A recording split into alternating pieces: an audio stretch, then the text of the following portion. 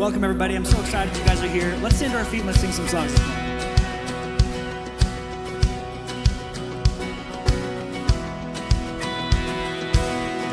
I saw Satan fall like lightning. I saw darkness run for cover. But the miracle that I just can't get over, my name is registered in heaven. I believe in signs and wonders. I have resurrection power. Till the miracle that I just can't get over, my name is registered in heaven.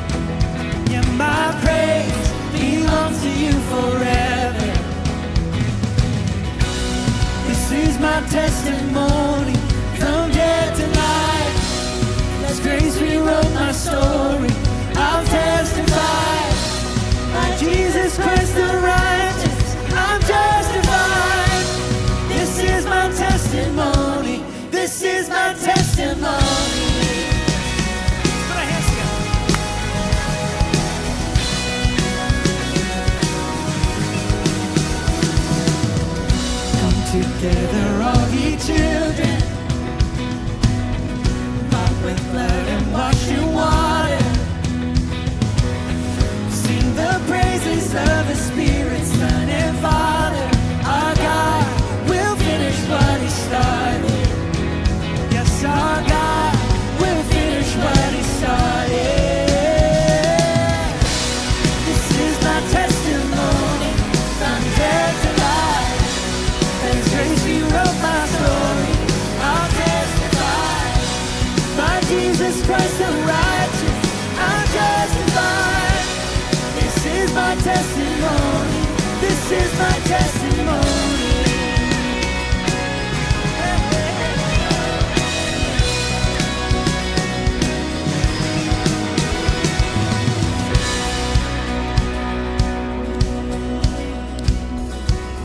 If I'm not dead, you're not done.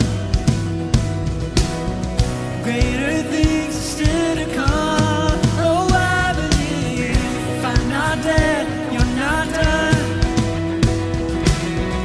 Greater things are still to come. Oh, I believe. If I'm not dead, you're not done. Let me hear you sing it out. Greater things are still to come. Oh, I believe. If I'm not dead, you're not done. You're not done. You're not done. Greater things are still to come. Oh, I believe.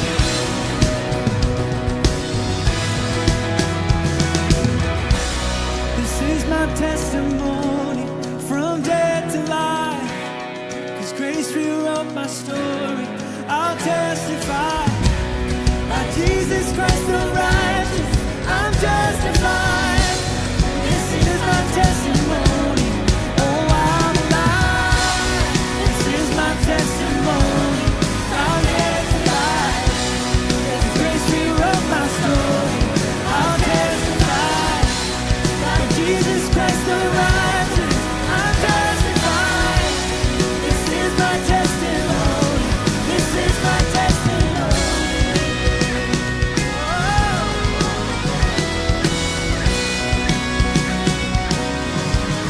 This is my testimony.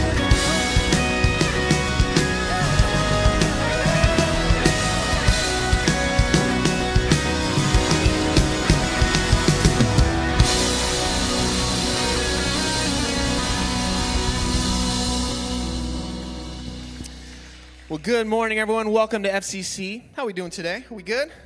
Awesome. Well, thanks so much for being here. You know, here at FCC, we have a vision that you would experience grace and discover purpose because of Jesus. That's why we're gathered. That's our purpose for being here today. And if you are newer, we would love to have a chance just to connect with you. Thanks so much for being here. And an easy way to do that would be after service going to our Welcome Center, which is a blue Easy Up outside. And there'll be some people there that would love to say hi and have you fill out a Connect card. If you're watching online, we'll go ahead and place that link in the chats. And we'd love just to send you a gift to say thanks again for checking us out and being here. So we're going to spend about 70 minutes or so together today. We're going to sing a few more songs. We're going to hear a message in a moment. But first, I want to let you know about an event that's happening today here on campus. You know, being part of a church is really an incredible thing. And I'm sure many of us in here or watching online could attest to that being part of a community like this where we are growing in our relationship with God, where we're experiencing God's transforming power in our lives and our families, our communities, it really is an incredible thing. But sometimes what can happen is you can be at a church for a while, or maybe you're new and you're just trying to figure out like what's next. And maybe for some of us we want to grow in our faith. Maybe for some of us we want to be involved in community. Maybe some of us are just kind of looking for help right now, and we'd love to talk with someone and figure out what that might be for us. So today we have an event that's the perfect place to go wherever you're at, and it's called What's Next. It's a free lunch that's here on campus at 12. It's just over here in our shed building.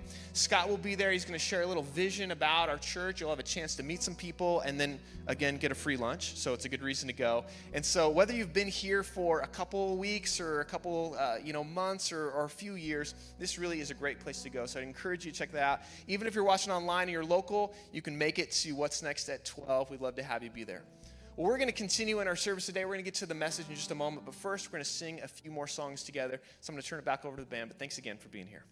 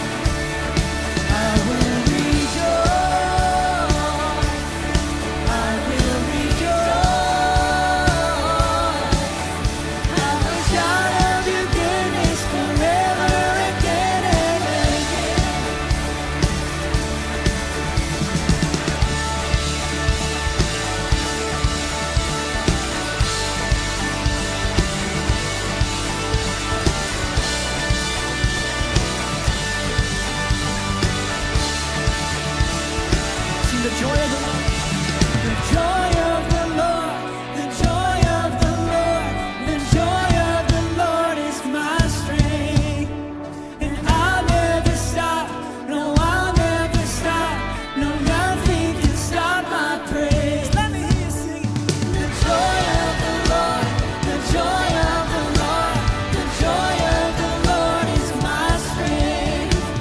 And I'll never stop, no, no, I'll never stop, no, nothing can stop my praise. I will rejoice, I will rejoice, I will dance in your kindness and name every yes and amen. I will rejoice, I will rejoice, I will shout of your goodness forever again and again. I will shout of your goodness forever again and again.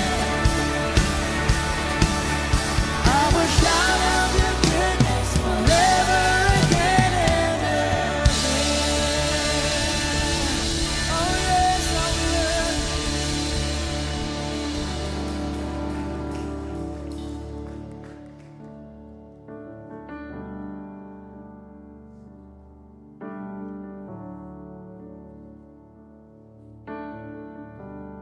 Help me sing this. See my hope. My hope is built on nothing less than Jesus' blood and righteousness. I dare not trust the sweetest frame, but wholly trust in Jesus' name. Sing Christ. Christ alone, cornerstone, weak made strong in the Savior's love. Through the storm, He is Lord, Lord of all. Sing that again. Sing Christ alone, cornerstone, weak made strong in the Savior's love. Through the storm, He is Lord, Lord of all.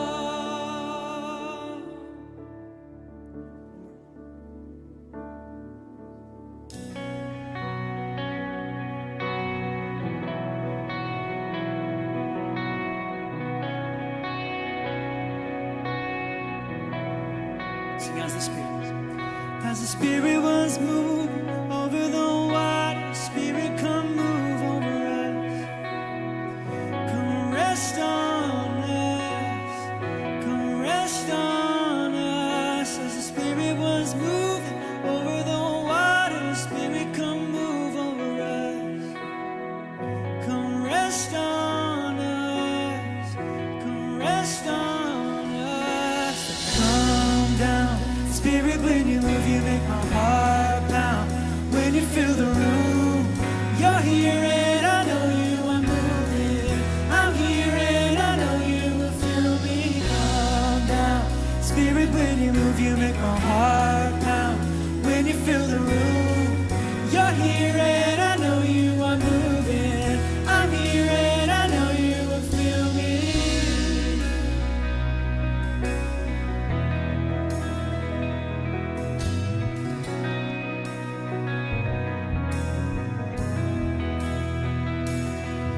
As the Spirit was moving over the water, Spirit come move over us. Come rest on us, come rest on us, come rest on us. As the Spirit was moving over the water, Spirit come move over us. Come rest on us, yeah.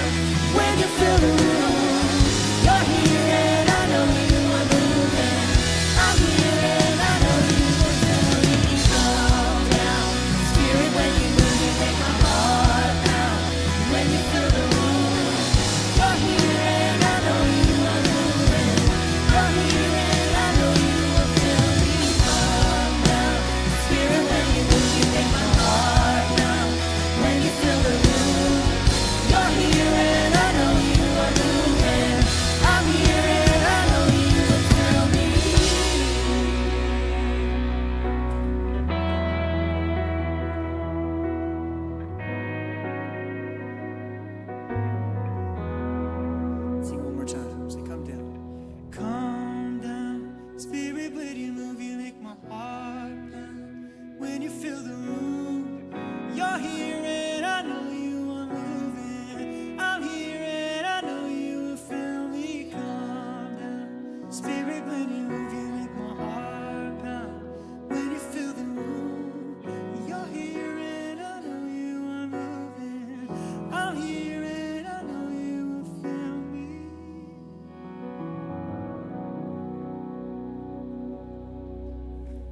God, thank you for a chance to be in this place with you, God, to sing these songs to you, God, to learn about you, God, and just to be in this presence and give you our praise and give you our worship. We love you so much, and we're so thankful for everything that you've done in our lives. And everybody says, amen. Why don't you go ahead and grab a seat? Yeah. Well, thank you all so much for being here, for hanging out with us. We're excited that you're here, excited that you're here with us on campus, you're with us online. It's good to be together. Before we get into what we're going to talk about today, I just want to take a minute to let you know something we're doing this afternoon that I want to invite you to. We do a thing every so often, and it's called What's Next?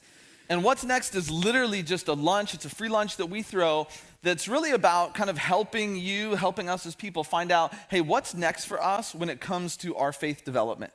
And so it's going to be today at 12 o'clock down in the shed. Like I said, it's free. It's an hour. I'm going to be there. And we just talk through a little bit about what is faith development? Like, what does that actually look like? How does faith grow?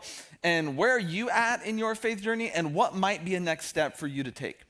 And so it's really like it's a low-key environment. It's fun. We eat, we hang out, we have fun. You'll meet different people. And so whether this is your first time here or you've been here like 50 years, if you're sitting there thinking, man, I'd really like to do something more. I'd like to get a little bit more involved. I'd like to maybe see how my faith can grow, but you don't know what it is or you just have questions, I want to invite you to go. You can just show up. Like I said, it'll be 12 down in the shed. Be down there. Love to connect with you. Love to talk with you. And again, you're not obligated to do anything. You can just show up, hear what we have to say, and then leave.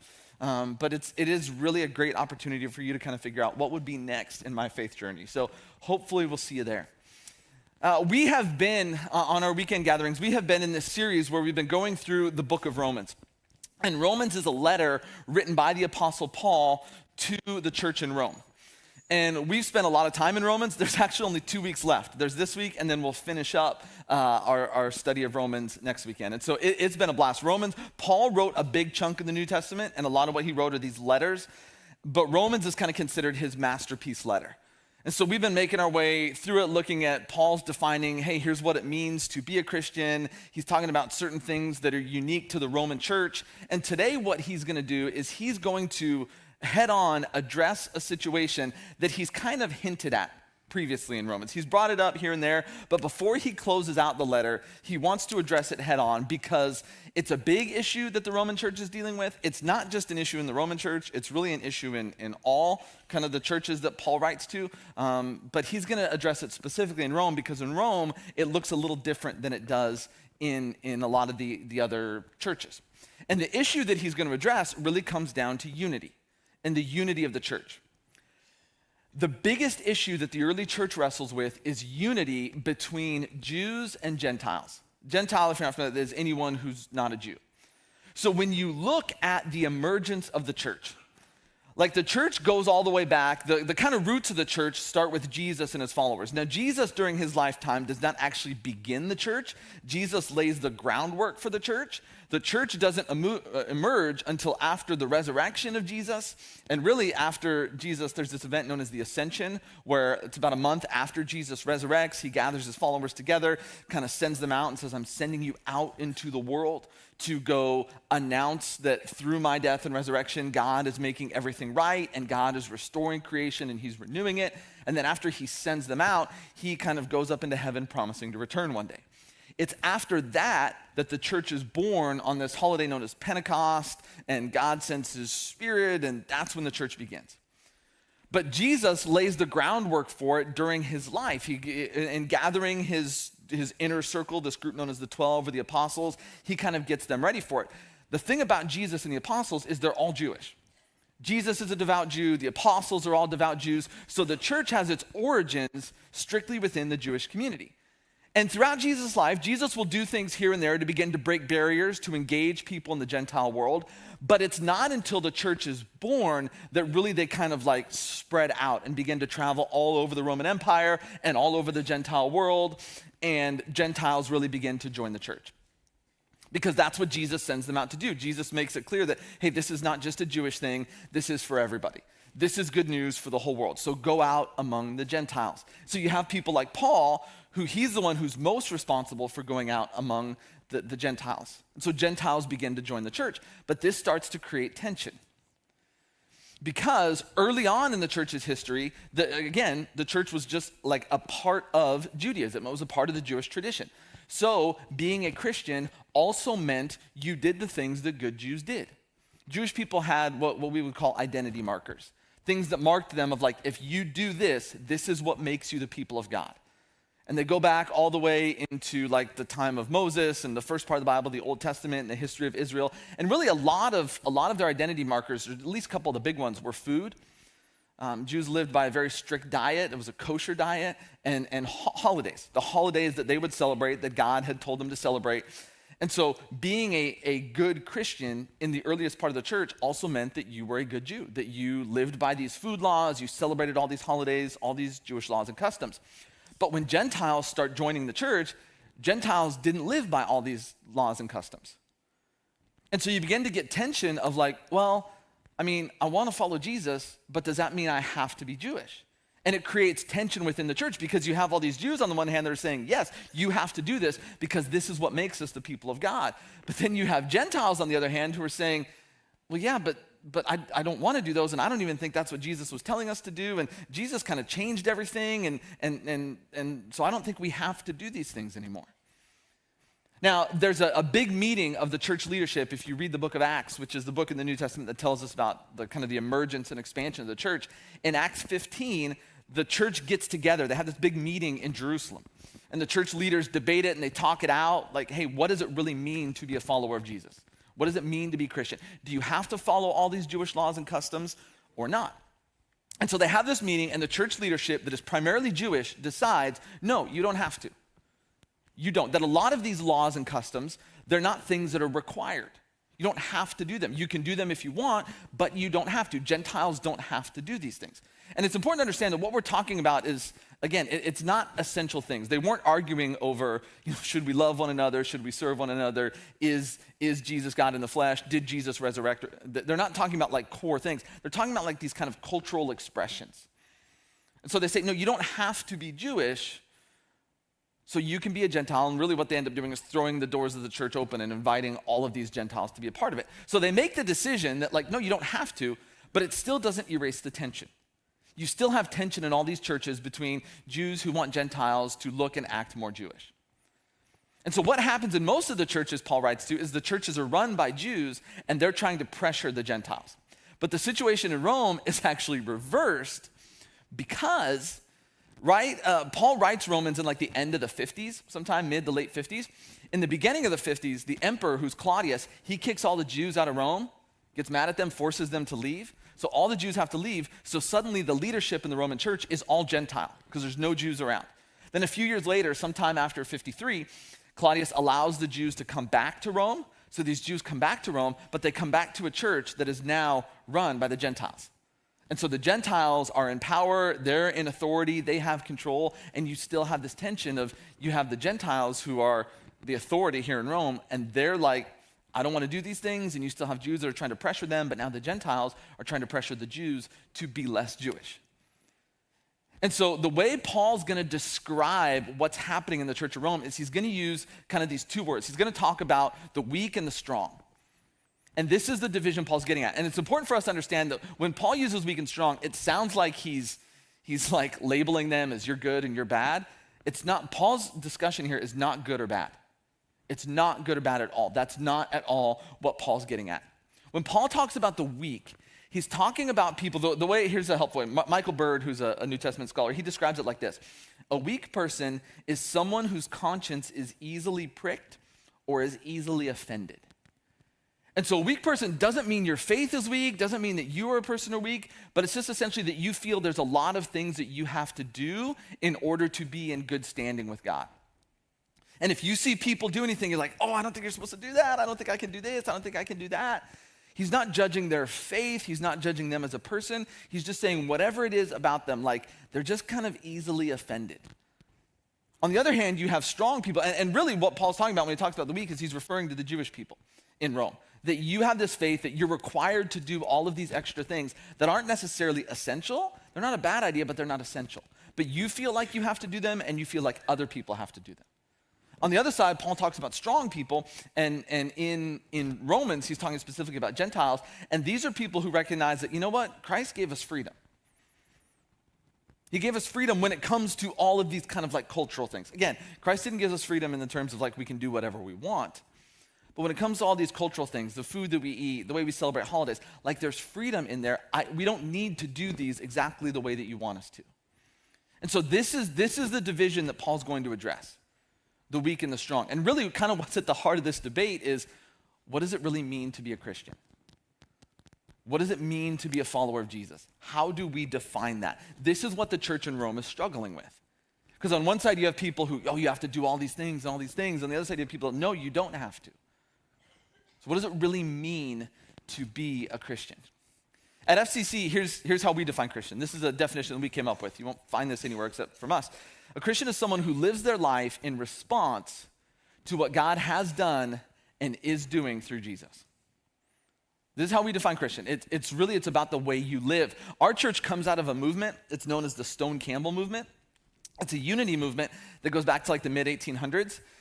That you had these, Stone and Campbell, they were two people. And actually, the Campbells were more, there was like a father and son and everything, and Barton Stone. But they kind of came together because they got tired of all the church division. Churches were dividing into all of these different denominations and groups, and they got tired of it. And so they kind of wanted to come together, and one of their slogans was, we're not the only Christians, we're Christians only. That they only wanted to be identified by their commitment to Christ.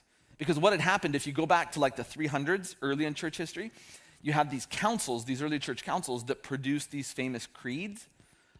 You may be familiar, like if you've been to church before, like the Apostles' Creed, the Nicene Creed, things like that, that a lot of churches still say those creeds. And there's nothing wrong with those creeds. There isn't, like they're true. But the problem with it is, before the creeds, Christianity was something that you lived. The way the creeds were worded is what the creeds say is, I believe this, I believe that. And everything they believe is true, but the problem with the creeds, and I think it was an unintended consequence, is they moved Christianity from what you do to what you believe. So prior to the creeds, it was like, we are restoration. We live restoration. Then the creeds come along, and it's like, well, we believe in restoration. Well, to believe in something, you don't actually have to do it, you just have to believe it. I believe it. I don't have to live that way, I just believe it. And so one of the big things the Stone Campbell movement was trying to do was like, let's get back to what faith was really all about. And so they didn't reject the creeds in the sense that they didn't believe they were true, but they were like, let's just kind of move the creed stuff to the side, because creeds just end up dividing us, because what we believe divides us. I believe this, I believe this, I believe that. They're like, let's get back to what it really means to follow Jesus. And so the heart of our church has always been this like unity movement, in that, yeah, we have this kind of stance on Jesus, and what defines us is we follow Jesus. But then when it comes to all these other things, like, let's talk about it. Let's figure it out. This is exactly what Paul's going to explain in this next part of Romans. He's going to talk to us about how do we navigate the mess. Because here's what I would argue. The freedom that we have in Christ is actually a beautiful thing. But it's really messy. And the way that we live as a church is we have to learn to live within that mess of we're different. We're different people, and we're going to do different things. And so, yeah, when it's a clear-cut case of what's right and what's wrong, that's easy. But you and I know the world that we live in isn't always a clear-cut case of what's right and wrong. Sometimes you have a way you would do things, you have a way you would do things, I have a way I would do things, and they're not necessarily right or wrong. So how do we navigate those situations? This is what Paul's going to explain, and this is what I think is hugely important for us. So here's what Paul says, Romans 14. It says, accept the one whose faith is weak without quarreling over disputable matters. One person's faith allows them to eat anything, but another whose faith is weak eats only vegetables. The one who eats everything must not treat with contempt the one who does not, and the one who does not eat everything must not judge the one who does, for God has accepted them. And so Paul, what he's going to do, he's going to use as an example here the issue of food. Because again, I told you, food is one of the big identity markers for Jews. And Paul's using this example of eating meat versus eating vegetables. It's important, again, for us to understand, Paul's not advocating that like eating meat is terrible, being a vegetarian is terrible. You have to go back and understand what these things mean in the context in which Paul writes them. In the ancient world in which Paul lives, a lot of times before an animal was butchered for meat, they would offer it as a sacrifice to a god. In this case, you're in Rome, so some kind of pagan god. And so when you would eat the meat that was sacrificed to this pagan god, you were seen as living under the provision of that god. That god provided for you. And so if you were successful, it was partly because, well, this god is blessing you because you're eating their meat. So you would have a lot of devout Jews who would not eat this food that was sacrificed to idols, not because they were against meat, not because they didn't even like meat, but because they wanted to avoid any kind of idolatry. They just didn't want to be seen as like, hey, I have anything to do. One of the famous stories of this in the Old Testament is Daniel. If you go in the book of Daniel, Daniel gets sent. He's a Jew who, Babylon comes in and conquers Jerusalem, takes a bunch of people out. Daniel goes to live in Babylon, and he refuses to eat meat. He eats only vegetables. And again, the point of Daniel doing that is not just because he wants to be a vegetarian, although there's nothing wrong with a vegetarian. He's trying to avoid idolatry and make it clear that he is faithful to his God. And so Paul understands the issue here isn't meat is good. It's this cultural issue of you have some Jews that don't want to go anywhere near meat because of what it could communicate to the people, that you might think I'm living under the provision of this God. Paul addresses this same thing in 1 Corinthians, this same idea. And one of the things Paul notes is he goes, listen, the fact that people are sacrificing this thing to this God that doesn't even exist, it doesn't even matter. So for Paul, this is not a right or wrong issue. It's not like a sin issue. It's not like if you eat the meat, you're bad. If you don't eat the meat, you're good. Paul will say it can go either way. I mean, there really is no God they're sacrificing it to. You're not sacrificing it to the God. You're not there. Like, it's not a sin to do this. So if it was, Paul would say it. If Paul felt like this is 100% absolutely wrong, don't do it. Paul would say it, but he doesn't. So for Paul, it's not a sin issue. Paul gets it. You can eat meat. It's totally fine. You can eat this meat that was sacrificed to this idol because this idol's not even really a God. You can eat it. You're still a Christian. But on the other hand, Paul says, but I also understand why you don't eat it. I get it. It makes sense. It's rooted in you trying to be devout, you trying to stay away from idols. I understand. And so this is now the tension, and this is the example that Paul's going to use for how do we navigate this. And I love that Paul starts off where he says, don't argue over disputable matters. That's what he calls it, a disputable matter. That's Paul's first advice. Don't argue over disputable matters. Okay, so let's just be honest and say that in our culture as a church, we have failed miserably in that because we fought over all kinds of disputable matters, right? So that's Paul's first advice. So we failed Paul's first advice. Don't argue over disputable matters. But we've done that. But Paul then gives specific advice to each side, to what he calls the weak and the strong. And Paul says, okay, on the one hand, if you're the strong and you're saying, you know what, I can eat this meat and it's fine and you can eat this meat, Paul's saying, listen, just because you eat the meat, don't look with contempt on people that don't. Don't think you're better than them. Don't think that like, well, I can do this. My freedom allows me to do this, and you're weak. Paul's saying, no, don't think you're better than them just because you'll do it and they won't. But Paul comes to the other side and he says, listen, those of you who won't eat the meat, don't judge those people who do. Don't think that, well, like they don't really love God and they don't really have faith. No. So Paul looks at both sides and says the problem, the reason there's division is because you're criticizing each other. You're looking with contempt and you're looking with judgment. And Paul says you can't do that. And what's interesting is he bookends this advice with the same word. And the word he uses is accept. In the beginning, Paul says, you accept one another. Then he gives that advice. Don't look with contempt. Don't judge. Because God has accepted you.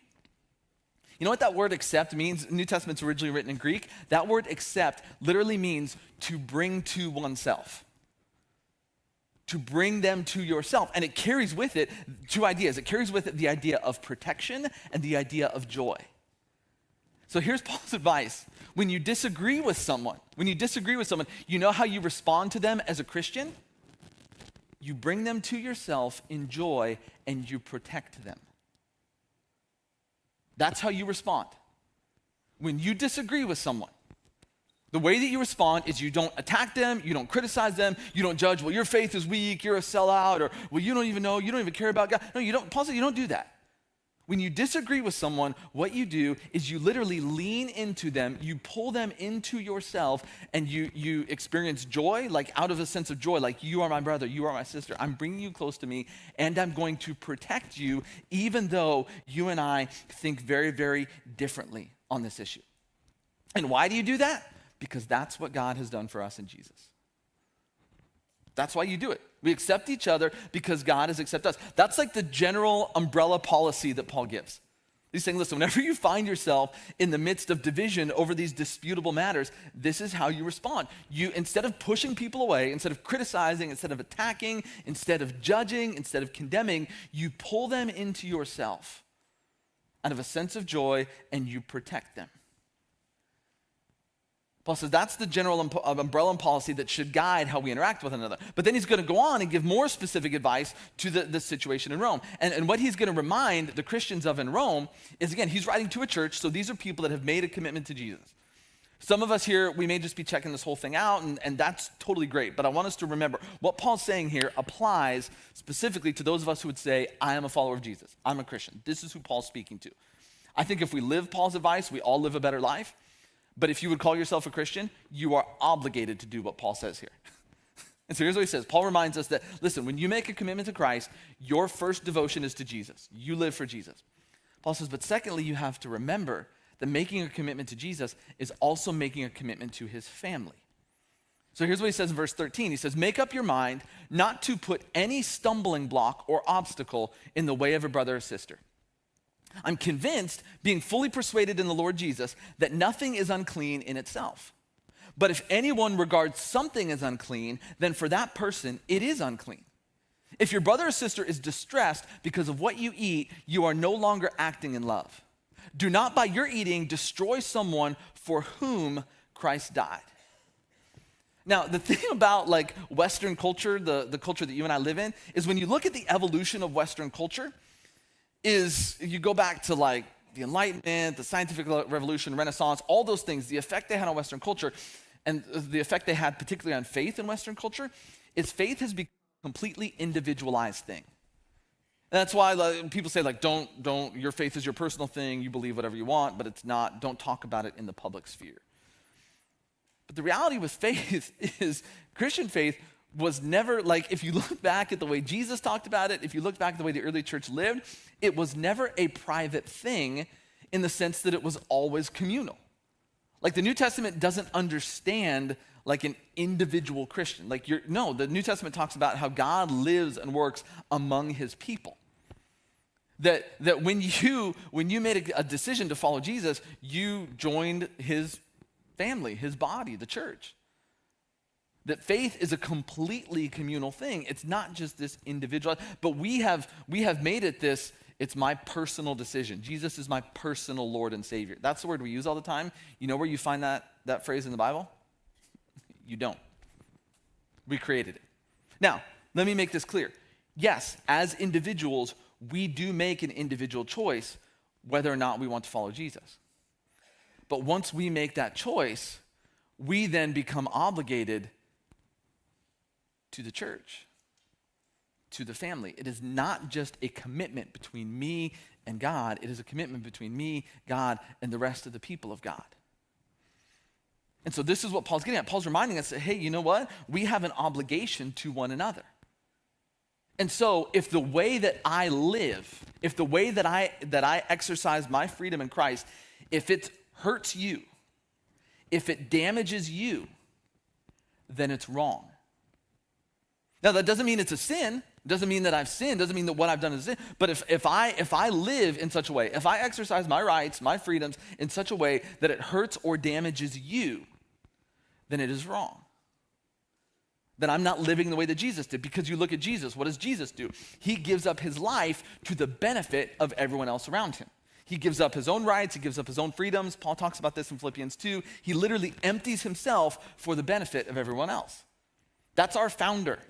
That's what he did. So what does it mean to follow our founder? It means you do the same thing.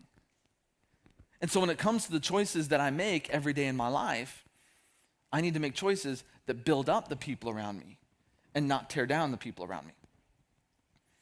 Paul acknowledges, he said, look, it's not bad. It's not bad. And again, he's using eating meat as an example. Paul's saying eating meat is not bad. It's not. You can do it. You can still be Christian and all. But if you do it in such a way that it hurts other people, then it is wrong.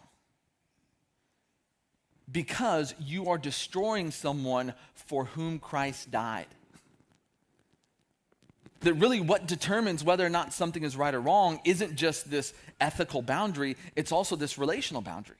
How does what I'm doing impact the people around me? If it damages the other person, it's bad. If it benefits the other person, it's good. Paul says when we insist on our individual freedoms, we do damage. So he goes on in verse 19, and he says this, let us therefore make every effort to do what leads to peace and to mutual edification. Do not destroy the work of God for the sake of food. All food is clean, but it is wrong for a person to eat anything that causes someone else to stumble. Paul says literally, here's what's at issue here. Here's what's at stake. When we insist on our way, you know what suffers? It is the work of God that suffers. The church, we talked about the church in the beginning. The church emerges after the resurrection and the ascension of Jesus. The church is a missional community. And what I mean by that is the only reason the church exists is because God has a mission in the world.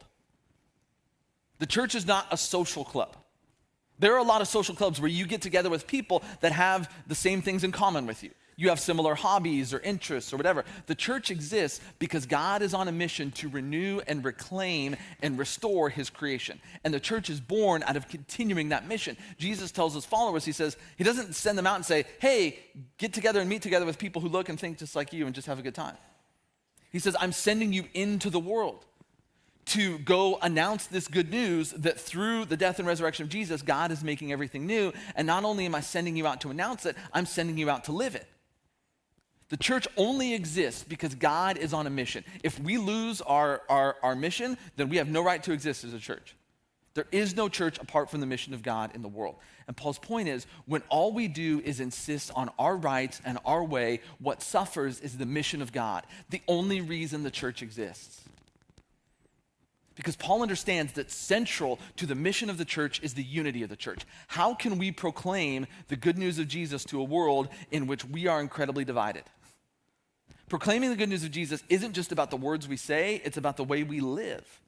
And if people look at the church and go, that is a mess, then we have failed. And this is what Paul's trying to navigate. Paul's saying, look, you all think differently on these things, and that's okay. But you have to learn to live in such a way that you build one another up so that the church gets built up, so that we succeed in our mission of proclaiming the good news to a lost and dying world. And so Paul's point is when you find yourself in these disputable matters, things that aren't an issue of right or wrong, it's just a matter of preference. Some people like this, some people like that. Paul says the first thing you should do is you should look for a win-win scenario. Is there a win-win scenario where you both win? Paul says, but if you can't find a win-win scenario, you know the next scenario you look for? You look for a scenario where they win and you lose. That's his advice. You live in such a way where as you build the other person up, not yourself, you do what you do to build up the faith of others, not so that you can get your way and do what is right. This is like one of the fundamental ways that as a church, and I'm not trying to criticize any one of us here, but as a church, we have fundamentally failed in this country over the last couple of years. Because we have lost our sense of mission. We have made it all about, this is what I want to do, this is my preference, I should get my way, I shouldn't have to do this. And let's just be honest, the outside world has seen that, and that's why we're in the shape that we're in. Man, if we could do what Paul's saying here, this would radically transform the church and our country and our culture and our context. Because Paul's saying, you're making it the wrong things. Paul's like, yeah, you're going to disagree with each other because we're all different. But what has to win out in the end is our love. And ultimately, the way you live should be toward the benefit of the person next to you if you disagree with them. That's why he closes out 15, 1 through 2. He says this. He says, we who are strong ought to bear with the failings of the weak and not to please ourselves. Each of us should please our neighbors for their good, to build them up. That's what he says. You know how you should live? You should live in such a way. If you're so strong, if your faith is so strong that you think that you're right, so any of us thinks that we're right, and you know who thinks that we're right? Every single one of us, myself included. So we all have in common. We all think that we're right. If you think that you're right and you're so convinced that you're right, you know what you should do with your rightness? You should live in such a way as to build up the person who you think is wrong. And again, let me make this really clear. Paul's not talking about like sin, right or wrong issues. Paul's talking about disputable matters. What are the things that we just disagree on? Now, I want to try to make this like really clear for us. A lot of us, maybe some of us struggle with meat sacrificed to idols. I don't particularly struggle with meat sacrificed to idols. But let's try to use an example like from our world. Like let's apply what Paul's saying here to like a real situation. So let's talk about alcohol. Okay? I grew up going to church my whole life. And I grew up in what would be described as kind of a more conservative church. Not like a crazy conservative church, but it was a more conservative church. I grew up believing that drinking alcohol was a sin. Now, it's weird because I don't remember anyone telling me that. Just no one around really drank in our church, and they never really talked about it. And not that you should talk about drinking, but it was like, it just wasn't a thing. My parents maybe had a drink every now and then, but it just didn't happen. Now, let's make this clear. Drinking alcohol is not a sin. Paul tells Timothy in the New Testament, Paul's like, Timothy, you got stomach problems. Have a glass of red wine. Like, it is not a sin. Jesus' first miracle is he fills these jars, these giant jars full of wine. Okay, so it's not a sin. But I think we can also all agree it has the potential to be very destructive. And so there's a lot of us in here who we've experienced the destructive power of alcohol, either in our life or our own life or our family. Alcohol's destroyed marriages, it's destroyed families, it's destroyed lives. So on the one hand, it's not a sin, but on the other hand, I understand why people don't do it and why people avoid it and why people would tell other people to avoid it. Literally, as a kid growing up, we never drank alcohol. I was never around. I'm not even making this up. I thought my grandfather was going to hell because every time we got together, he would have a Budweiser. He always had Budweiser. And I was convinced he was going to hell. I'm like, you can't drink, Grandpa. You can't. The other thing he would do is when he would point at books on a shelf, he would point with his middle finger. And so I'm like, my grandpa's a heathen because he's drinking beer and he's like using his middle finger all the time. Now, what I found out later, I knew this growing up, but my grandparents are Lutheran. They're both dead now, but they were Lutheran. So my mom grew up Lutheran. They were all Lutheran. And so I didn't know this at the time, but as I got older and I learned more about church history, and I love Luther. Luther, if you don't know him, Lutheranism came from Martin Luther, who was the guy who started the Reformation, and he was from Germany. And one of the things Luther did is he took bar songs, drinking songs, and he rewrote them into praise songs. That's just like what Luther did. So within the Lutheran tradition, you're German, beer's a big part of German culture. You just have to drink beer as a part of the Lutheran tradition. It's just what you do. I think at church gatherings, they'll have a cooler full of beer. Not all Lutheran churches, but it's like part of, it's a different tradition. It's just different than what I grew up in. And so, but as a kid, I'm like, Grandpa's going to hell. He drinks beer, but he wasn't. But it's still kind of this awkward thing where depending on the background that you came from, depending on the tradition that you came from, some of us might be on this side, drinking alcohol, that's like the devil's juice, the devil's nectar. And other people are like, well, no, you can do it. And I've seen a lot of Christian people who they'll literally be vocal about their drinking because they can. And a lot of them are people who grew up in a conservative tradition. It's like, you can't drink. And then when they realize, oh no, you actually can drink. Look, Paul tells Timothy to drink. They'll go above and beyond and here's Instagrams of me drinking all over the place. And so it's so what do we do with that?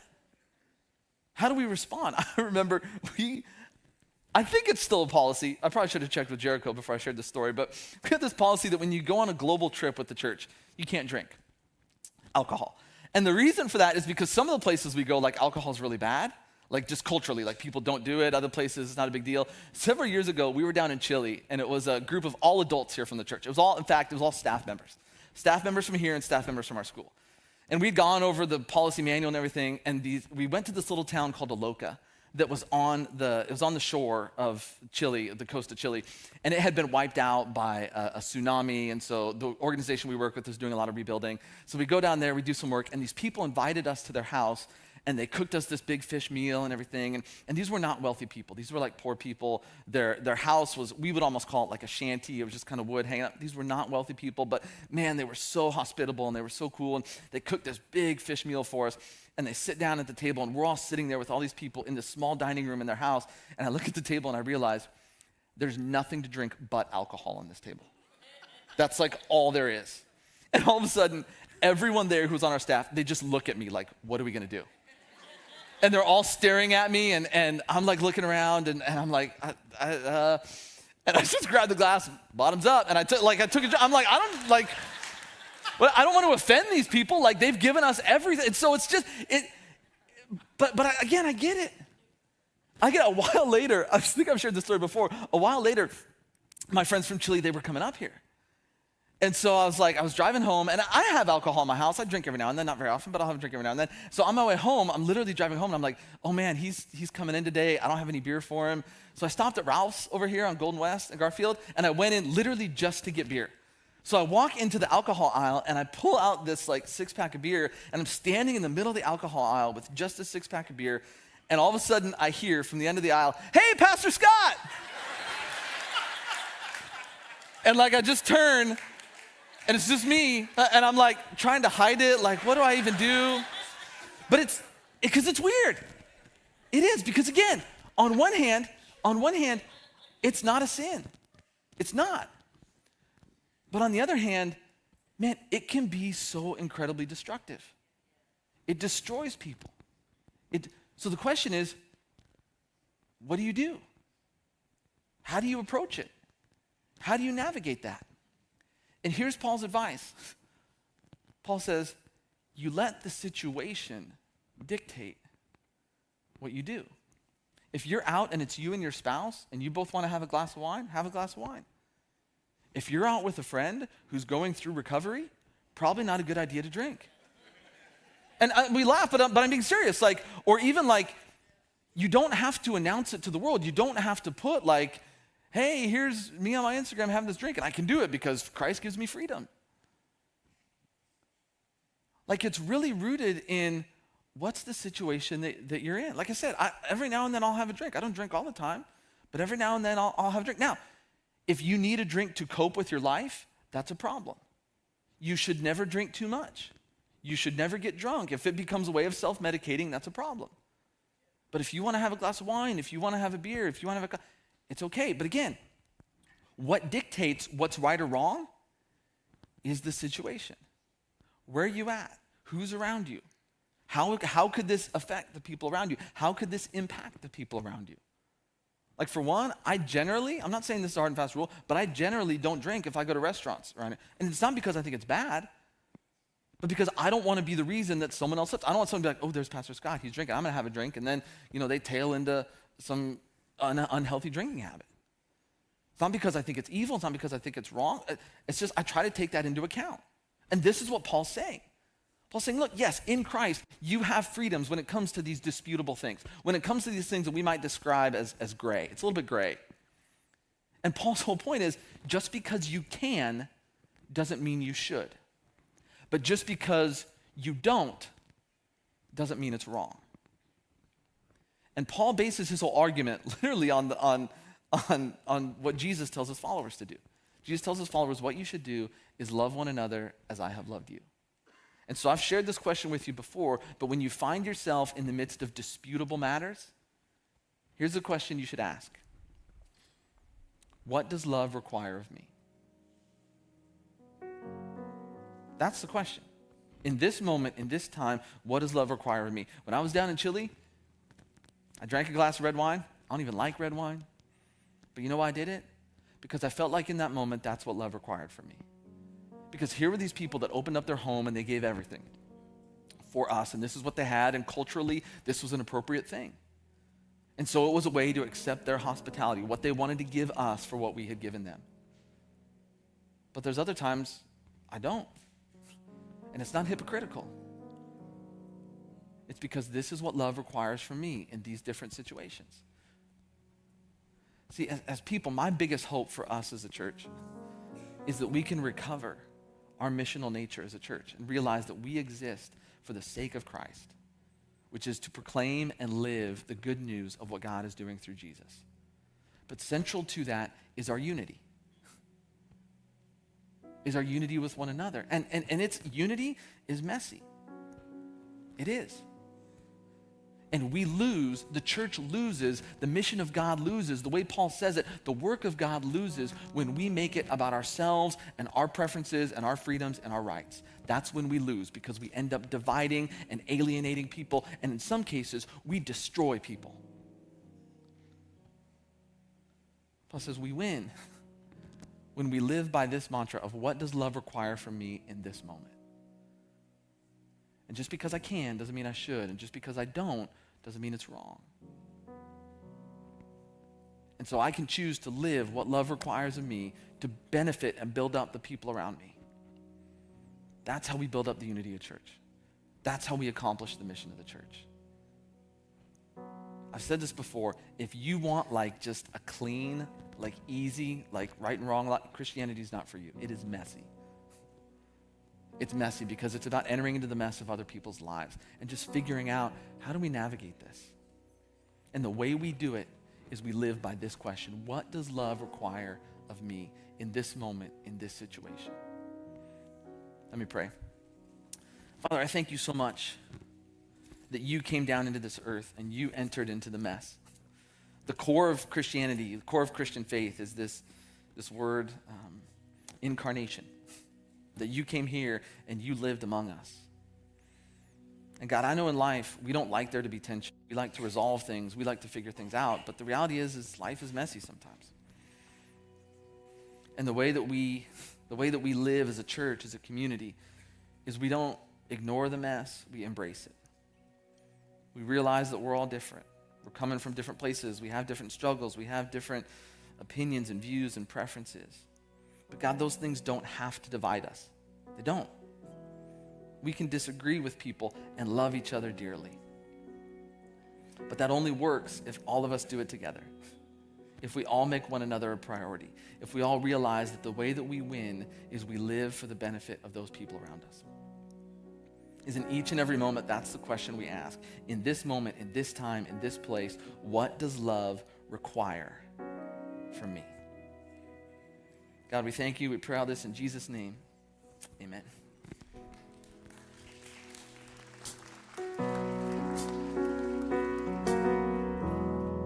Will you stand with us for one more song?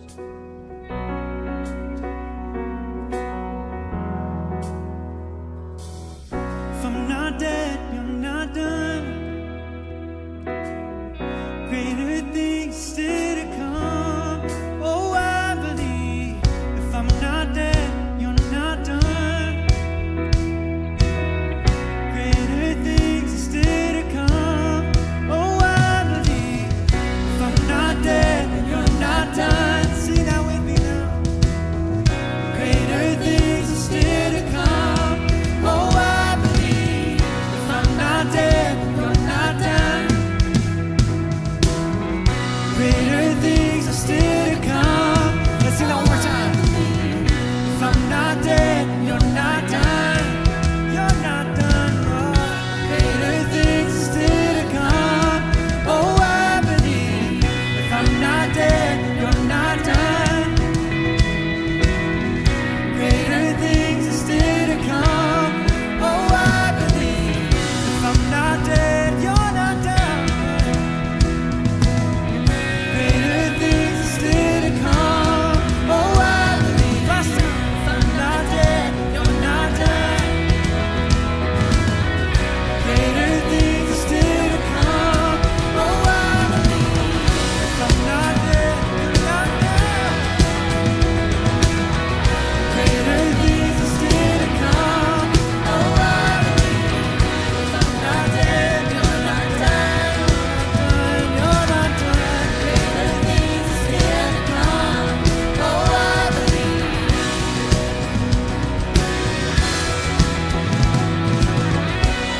This is my testimony from dead to life. 'Cause grace rewrote my story. I'll testify. By Jesus Christ the righteous, I'm justified. This is my testimony. Oh,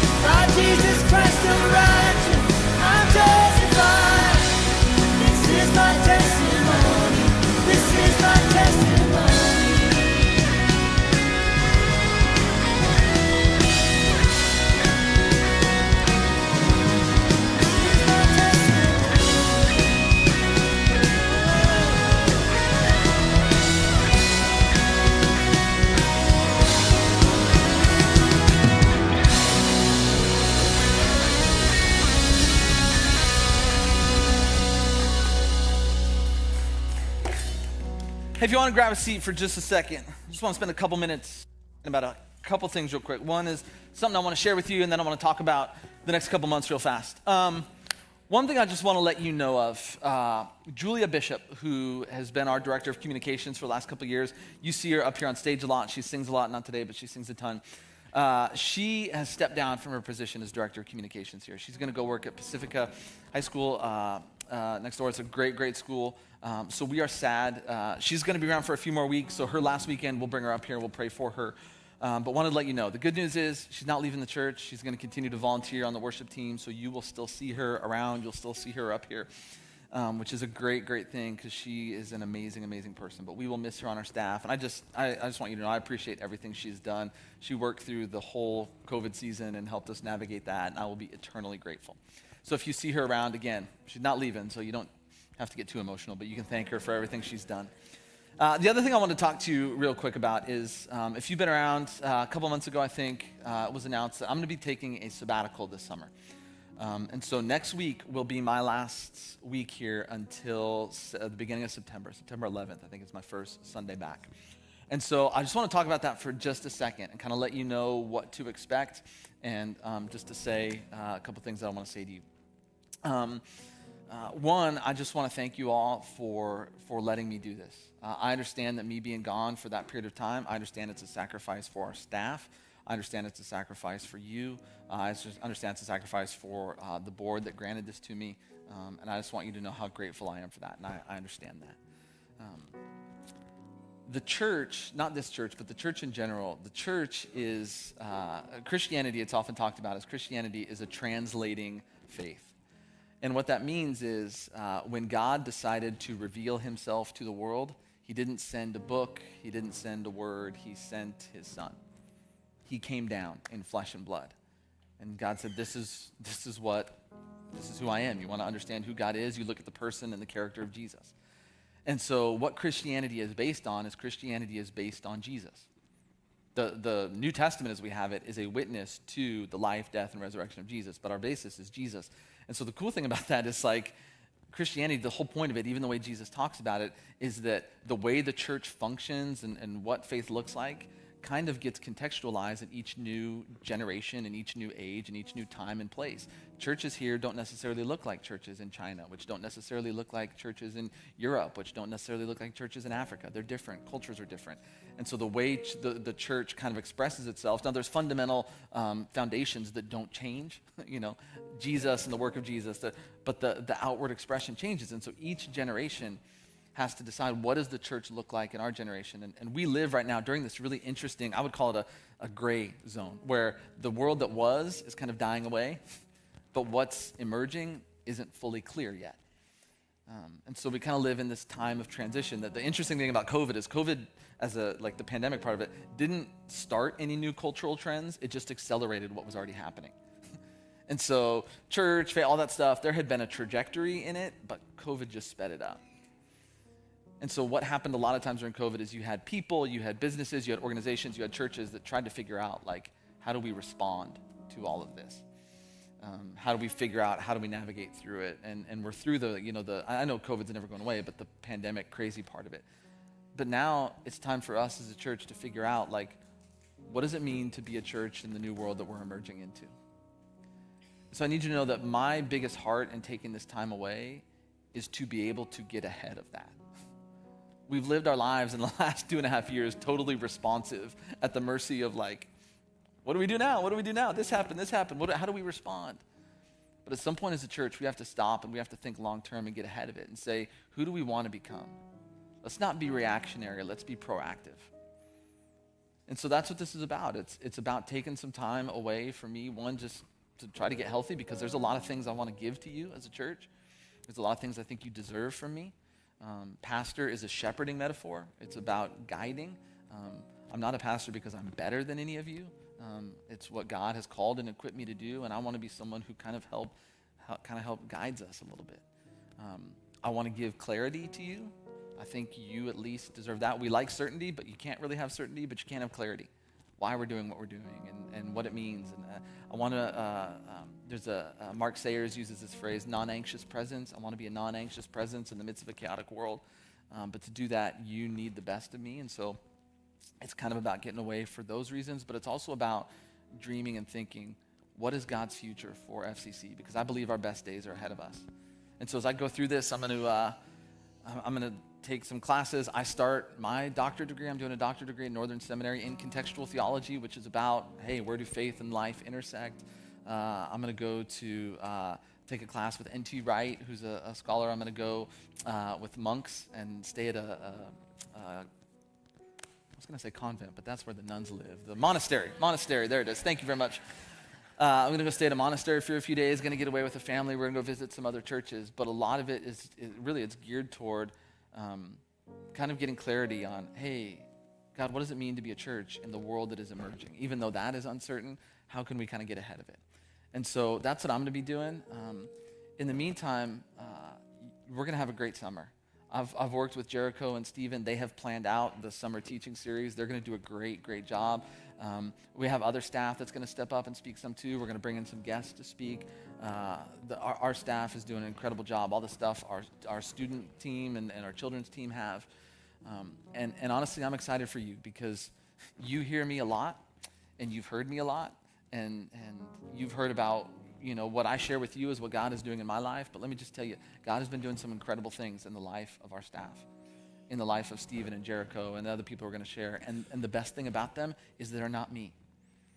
And so you may come in one week and you may think, oh, well, they're not Scott, or I wonder what Scott would. Like, take this opportunity to not have to listen to me and to listen to someone else and to get someone else's perspective and to let someone else pour into you because they have a lot of perspective and they have a lot of wisdom and a lot of insight.